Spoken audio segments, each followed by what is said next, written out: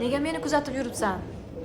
Men seni kuzatib yurganim yo'q. Anton ismli bu odam bilan Parijda mana shunaqa dahshatli voqea sodir bo'ldi. Antonning aytishiga ko'ra, kun davomida uni orqasidan mana shu shubhali odam kuzatib yurgan. O'zini himoyalash maqsadida esa har bitta bo'layotgan voqealarni videoga olibdi. Voqeaning davomida Anton bu shubhali odamdan qutulish maqsadida metroning eshigi ochilishi bilan bekatdan yugurib chiqib ketadi. Bekatdan chiqqach esa u odamni izidan aralashtirish maqsadida bitta joyda yashirinib, uni ketishini kuzatib turadi. Biroz vaqt o'tgandan keyin u shubhali odam ko'zdan nari bo'lganida Anton bu odamdan qutuldim deb o'ylab uyiga ketishga qaror qiladi va bu ish bilan katta xatoga yo'l qo'yadi. Chunki ertasi kuni Anton liftdan uyiga chiqayotganida uni mana shu narsa kutib turgan edi.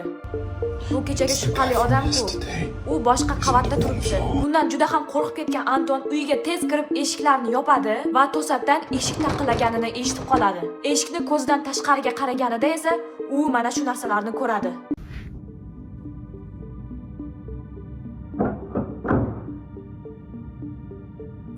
Eshikni och. Iltimos. Eshikni och.